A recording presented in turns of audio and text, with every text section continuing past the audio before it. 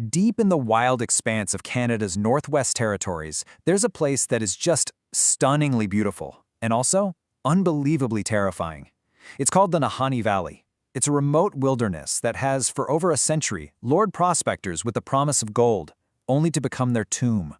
The stories that come out of this valley, they're the stuff of pure nightmares. So let's get into its dark, dark history. And this isn't some new thing.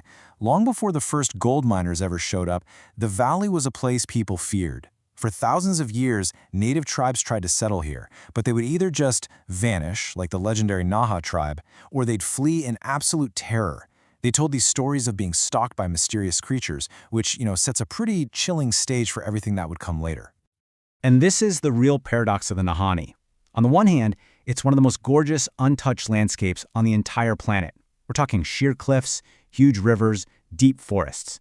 But on the other hand, it has this legacy of violence and mystery that's earned it one of the scariest nicknames in all of North America.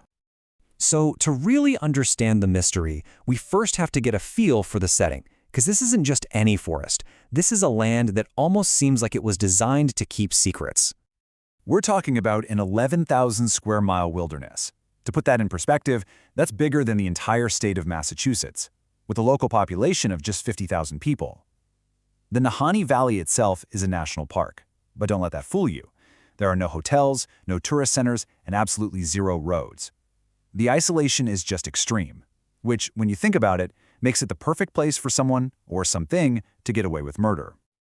The folklore here is as old as the mountains themselves. You've got tales of the Naha, a tribe that literally just disappeared overnight, leaving everything they owned behind. Other tribes talked about these white demons and giant wolves they called wahalas. And, while these might sound like legends, they really laid the groundwork for a century of real, documented horror. The valley's modern, gruesome reputation really kicks off in the early 1900s, with a story that is so bizarre it sounds like it's made up. But the official record shows it was horrifyingly real. So, it's 1904, the tail end of the Klondike Gold Rush. The McLeod brothers strike gold in the valley, but then lose it all when their boat capsizes. Bummer. But they weren't deterred. Two of the brothers, Willie and Frank, went back in 1905 with a friend, Robert Weir. They didn't tell anyone how long they'd be gone, so when years passed with no word, their older brother Charlie wasn't too worried at first. But by 1908, he knew something was really, really wrong. Charlie put together a search party, and what they found, it was a scene of pure horror.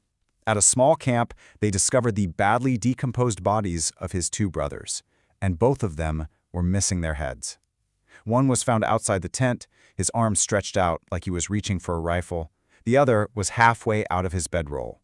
Their friend, Robert Weir, was just gone. And on a nearby tree, someone had carved, "We have found a fine prospect." But there was no gold anywhere.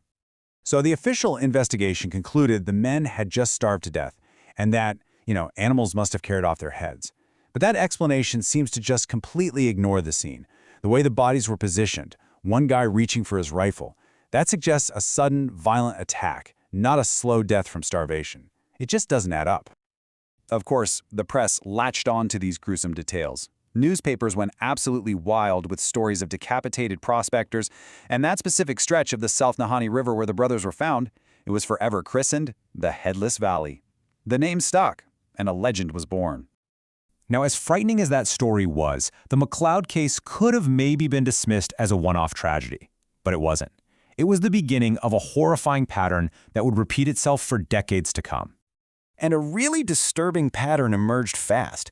In 1913, a prospector named Martin Jorgensen, his headless body was found right next to his burned-down cabin. His gold? You guessed it, gone. Then, in 1945, a man named Ernest Savard was discovered in his sleeping bag, also decapitated. You've got three separate cases, decades apart, but all with the same horrifying calling card: prospectors, decapitated, and their fortunes missing. And the pattern wasn't just limited to beheadings. In 1931, Phil Powers was found dead in his burned cabin. In 1936, William Epler and Joseph Mulholland vanished after their cabin also burned to the ground.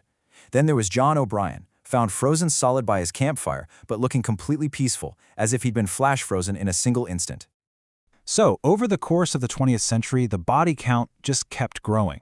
Official records are pretty hard to come by because the place is so remote, but it's estimated that dozens of people have died under mysterious circumstances or just vanished without a trace inside the Nahanni Valley. And all of this created this massive disconnect between what the authorities were saying and what the evidence was screaming.